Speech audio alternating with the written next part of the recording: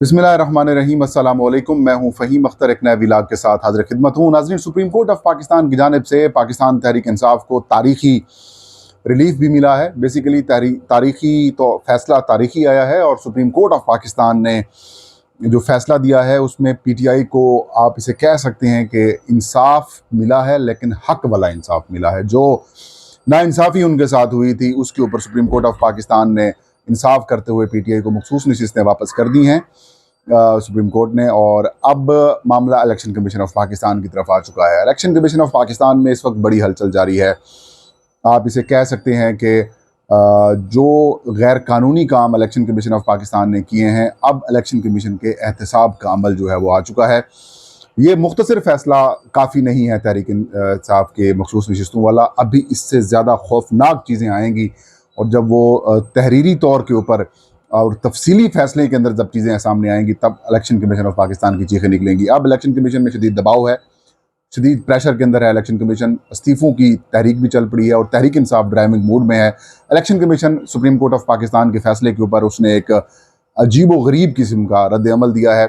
उस हवाले से आगाह करेंगे और अब आगे क्या होने वाला है उसके हवाले से आपको मालूमात देंगे। नाज़रीन, पाकिस्तान तहरीक इंसाफ के साथ जो तारीखी जुल्म, जो तारीखी नाइंसाफ़ियाँ हुई, उनकी एक पूरी तारीख है।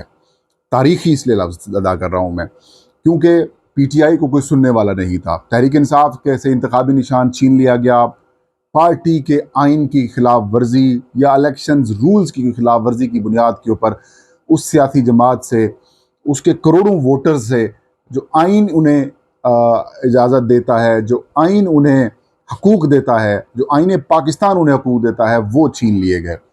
अब एक ऐसी कलंक का टिक्का था सुप्रीम कोर्ट ऑफ पाकिस्तान के ऊपर, जो मेरे ख्याल में तारीखी तौर पर हमेशा हमेशा के लिए वो याद रखा जाएगा।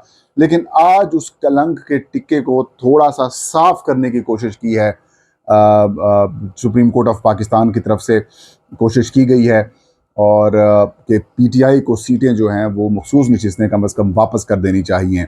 अब इलेक्शन कमीशन ऑफ पाकिस्तान जो मुसलसल पीटीआई को इंट्रा पार्टी इंतखाबात ना कराने के ऊपर उनको खिलाफ कार्रवाइयाँ कर रहा था, उनको उनके जो आइनी हकूक़ हैं वो छीन रहा था, अब एक स्ट्रॉन्ग किस्म का मैसेज सुप्रीम कोर्ट की तरफ से चला गया है कि इंसान बनो। और इलेक्शन कमीशन को आसान अल्फाज में आपको बता रहा हूँ कि इंसान बनो, बंदे के पुत्र बनो और उनकी जो बतौर सियासी जमात है उनको बहाल करो। करोड़ों वोटर्स ने पाकिस्तान तहरीक इंसाफ को वोट दिया है और इस बात का इदराक अब सुप्रीम कोर्ट ऑफ पाकिस्तान को हो चुका है कि भाई कहानी हमारे हाथ में है, तो हम अवाम का एतमाद बहाल कर सकते हैं। बसूरत दीगर अवाम अगर बिगड़ गई तो फिर इनकी कहानी इनके हाथ से निकल जाएगी। और सुप्रीम कोर्ट ने अब इस बात को भी देख लिया कि भाई कब तक पपेट्स बनते रहेंगे, कब तक हम नज़रिया सहूलत इख्तियार करते रहेंगे। नज़रिया ज़रूरत तो सुना था, कब तक हम नज़रिया सहूलत इख्तियार करते रहेंगे। तो आज बहरहाल उसको दफन कर दिया गया है और सुप्रीम कोर्ट ने इलेक्शन कमीशन ऑफ पाकिस्तान को कहा है कि 15 रोज़ के अंदर रिपोर्ट जमा कराएं और इम्प्लीमेंट करें। अब जब सुप्रीम कोर्ट ऑफ पाकिस्तान का ये तहरीरी फैसला सामने आया तो उसके ऊपर इलेक्शन कमीशन ऑफ पाकिस्तान में एक सरसरी सी मीटिंग होती है और उस मीटिंग के अंदर जो इलेक्शन कमीशन की तरफ से ज़राए से भिजवाया गया एक जो कह सकते हैं कि जो रद्द-ए-अमल सामने आया है, वो रद्द-ए-अमल इतना आसान नहीं है, इतना आप उसे इतना ईजी या उसको आप उसे नज़रअंदाज नहीं कर सकते। वो रद्द-ए-अमल बड़ा खौफनाक है।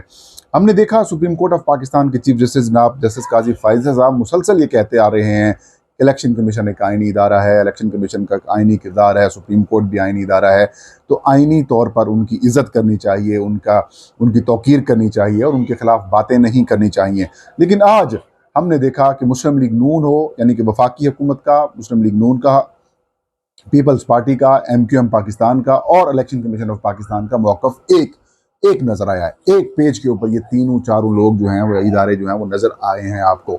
और मौक़िफ़ ये रखा गया कि तहरीक इंसाफ इस केस के अंदर फ़रीक नहीं थी, तो फिर उनको क्यों नशिस्तें दी गई हैं। यही बात वज़ीर कानून आज़म नज़ीर तारड़ साहब फरमा रहे थे, यही बात जनाब अल्लाह भला करे आपका MQM वाले फरमा रहे थे, यही बात पीपल्स पार्टी वाले फरमा रहे थे और यही बात almost election commission of Pakistan की तरफ से आई है कि पेशावर हाई कोर्ट में पीटीआई फरीक नहीं थी, इलेक्शन कमीशन में पीटीआई फरीक नहीं थी और सुप्रीम कोर्ट में भी पीटीआई फरीक नहीं थी। लेकिन सुप्रीम कोर्ट की तरफ से जो मखसूस नशिस्तें हैं वो तहरीक इंसाफ को देने का जो फैसला है वो समझ से बालातर है। साथ में उन्होंने कहा कि इलेक्शन कमीशन ने कभी भी सुप्रीम कोर्ट के फैसले की गलत तशरीह नहीं की। इलेक्शन कमीशन ऑफ पाकिस्तान ने कभी भी तहरीक इंसाफ को सियासी जमात के तौर पर रिजेक्ट नहीं किया, उसे एक्सेप्ट करती है। और अभी तक पीटीआई जो है वो इलेक्शन कमीशन ऑफ पाकिस्तान की सियासी जमातों के फहरिस्त में बतौर सियासी जमात जो है वो मौजूद है। तो उन्होंने कहा कि जब इंटर पार्टी इलेक्शन कमीशन ने पीटीआई के एक्सेप्ट नहीं किए तो उसके बाद ये मुख्तलिफ फोरम्स के ऊपर तहरीक इंसाफ गई और वहाँ से उनको रिलीफ नहीं मिला। और अब जब इंटर पार्टी इलेक्शंस नहीं हुए तो कानून ये कहता है कि उन उम्मीदवारों को सियासी जमात के तौर पर नहीं लिया जाएगा बल्कि आज़ाद उम्मीदवारों के तौर पर लिया जाएगा। तो हमने बतौर इलेक्शन कमीशन हमने इन आज़ाद उम्मीदवारों को जिन्होंने ख़ुद को आज़ाद, जिनके पास निशान नहीं थे, पार्टी का निशान नहीं था, उनको हमने आज़ाद डिक्लेयर कर दिया। अलबत्ता जिन लोगों ने तहरीक इंसाफ अपने साथ लिखा था उनको हमने तहरीक इंसाफ का 39 मेंबर्स का उन्होंने कहा जो सुप्रीम कोर्ट ने भी अपने फैसले में कहा है, और 41 ने कहीं भी नहीं लिखा था कि वो किसी सियासी जमात से हैं। हालांकि ये सारी इलेक्शन कमीशन की भी गलत बयानी है, क्योंकि मुझे अच्छे तरीके से याद है जब नॉमिनेशन पेपर जमा कराने का वक्त आया, पीटीआई के उम्मीदवारों से नॉमिनेशन पेपर छीने जा रहे थे, तो इलेक्शन कमीशन ऑफ पाकिस्तान ने कुछ हलकों की जानिब से ये खबर चलवाई थी कि 2442 थे या 2440 थे या कुछ इस तरीके से नंबर था कि सबसे ज़्यादा जो नॉमिनेशन पेपर्स हैं वो तहरीक इंसाफ के उम्मीदवारों ने जमा कराए हैं या फिर उनकी हिमायत याफ्ता लोगों ने जमा करवाए हैं। अब वही 2442 लोग हैं और वही लोग मुंतखब हुए हैं, उन्हीं में से लोग मुंतखब हुए हैं तहरीक इंसाफ के। तो अब इलेक्शन कमीशन ऑफ पाकिस्तान कह रहा है कि इन्होंने जमा नहीं करवाए थे। असल में इन्होंने सुप्रीम कोर्ट के सामने गलत बयानी की है। खैर, अगर मुकम्मल डेटा रिकॉर्ड आ जाता तो फिर ये कहानी सामने आ जाती, लेकिन यहाँ पर मैं ये समझता हूँ कि तहरीक इंसाफ के लोगों को अपने नॉमिनेशन पेपर्स की फ़ोटो कापी जो उन्होंने यकीनन उनके वकला ने करवाई होगी वो जमा करवा देनी चाहिए थी। देखें, यहाँ पर हमने पीटीआई लिखा, यहाँ पर हमने पीटीआई लिखा, ये हमारा पीटीआई को, ये हमने सारी चीज़ें जमा करवाई हैं। तो शायद ये जो कुछ लोग और जो पीटीआई की हमायत से जीते हैं और वो मुस्लिम लीग नून या फिर पीपल्स पार्टी या फिर किसी और जमात में उन्होंने ज्वाइनिंग इख्तियार कर ली है, उनके ऊपर भी सवालात उठ सकते थे। खैर, अभी भी कुछ कहानी डाली गई है, 80 मेंबर्स की लिस्ट दी गई है, 80 के ऊपर तहरीक इंसाफ को 22-23 नशिस्तें मिल सकती हैं, 24 नशिस्तें खाली हैं, वो उनको मिलनी चाहिए।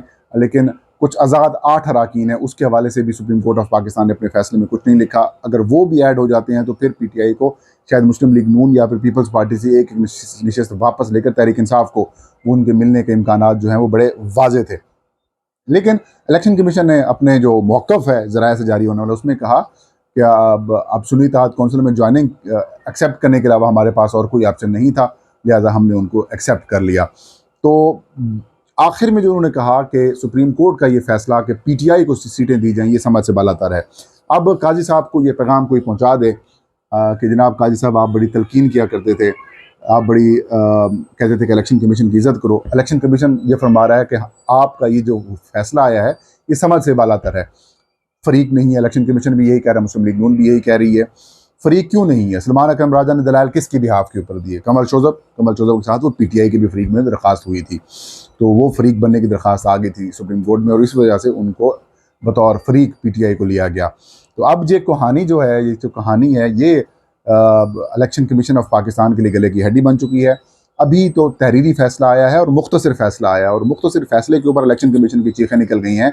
आप जब अंदाज़ा करें कि 11 जजेस including supreme court of Pakistan के चीफ जस्टिस काजी फैज़ ईसा ने इलेक्शन कमीशन ऑफ पाकिस्तान के ऊपर कंडक्ट के ऊपर सवालात उठाए हैं कि इन्होंने इलेक्शन कमीशन ने तहरीक इंसाफ से मुताल्लिक़ दुबल्ले के निशान और इंटर पार्टी इलेक्शन के गलत फैसले की गलत तशरीह की है। तो अब मतलब ये कि इलेक्शन कमीशन के ऊपर अभी मज़ीद सिकंदर सुल्तान राजा और इलेक्शन कमीशन के चारों जो मेंबरान हैं, इनके ऊपर सवालात उठेंगे, इनके कंडक्ट के ऊपर सवालात उठेंगे, इनके फ़ैसलों के ऊपर सवालात उठेंगे। और ये फ़ैसलों के कंडक्ट के जो सवालात हैं, ये कहानी अब आपको जनरल इलेक्शंस के ऊपर सवालात उठते हुए दिखाई देंगे कि पूरा जनरल इलेक्शन ही फ्रॉड था, ये ठीक नहीं था। अभी इसका इम्प्लीकेशंस आपको ट्रिब्यूनल्स के ऊपर भी आएगी कि ट्रिब्यूनल्स आप किस तरीके से स्टैंड लेते हैं इलेक्शन कमीशन ऑफ पाकिस्तान से के फैसलों या रिटर्निंग ऑफिसर्स के कंडक्ट के ऊपर। तो अब इलेक्शन कमीशन शदीद दबाव का शिकार है और ज़रा ये बता रहे हैं कि इलेक्शन कमीशन ऑफ पाकिस्तान जो है वो अशूरे के बाद, यौम अशूर के बाद जो है वो इसके ऊपर एक बाज़ाब्ता मीटिंग करेगा और उसके बाद सुप्रीम कोर्ट के फैसले के ऊपर अमल दरामद से मुतल्लिक़ जो मामलात हैं वो शुरू कर देगा। तहरीक इंसाफ इस दौरान भी रब्ता कर सकती है, लेकिन हफ्ता बाद छुट्टी आ गई है, शायद इसके बाद पीर या फिर मंगल या फिर उसके बाद आशूरे के बाद जो है सारे प्रोसेस को ये डिसाइड कर लें। लेकिन अब इलेक्शन कमीशन ऑफ पाकिस्तान के ऊपर इस्तीफ़ों का दबाव बढ़ता जा रहा है। तमाम बड़ी जो सियासी जमातें हैं अपोजिशन की, उन सब ने ये डिमांड की है कि election commission of Pakistan resign करे, क्योंकि ये साबित हो चुका है कि ये साफ शफाफ मुनसफाना इंतखाबात कराने में भी नाकाम रहे हैं। और ये जो इलेक्शन कमीशन ने सुप्रीम कोर्ट के फैसले की तशरीह भी गलत की है और बतौर फरीक बना हुआ है। अब अगर सुप्रीम कोर्ट का फुल कोर्ट आपको हुक्म दे रहा है कि आप ये काम करो, तो वहां पर आंखें दिखा रहे हैं। इस तरह से काम नहीं चलता। आप फरीक ना बने, आप एक आईनी इदारे के तौर पर अगर आप काम करते तो हम सब आपकी रिस्पेक्ट करते। जब आप आईनी इदारे की बजाय आप मुस्लिम लीग नून का, जैसे फवाद चौधरी कहते थे कि हेडक्वार्टर बन गया है इलेक्शन कमीशन, अगर तो वही आप हरकतें करेंगे तो फिर आपकी कोई रिस्पेक्ट नहीं करेगा। इवन आपके मुलाजमीन आपके दफ्तर की भी रिस्पेक्ट नहीं करेंगे। तो अब कमीशन शदीद दबाव में है और अगला आने वाला जो हफ्ता है उसके अंदर बड़ा इशू सामने आएंगे। फिल वक्त इलेक्शन कमीशन की तरफ से कुछ एतराज़ भी किया जा सकता है कि तहरीक इंसाफ की बॉडी का जो तंजीमी ढांचा है वो नहीं है। जो जब तंजीमी ढांचा नहीं है तो किसके हम पार्टी टिकट्स एक्सेप्ट करें और किसकी तरफ से जो नाम आएंगे उनको हम एक्सेप्ट करें।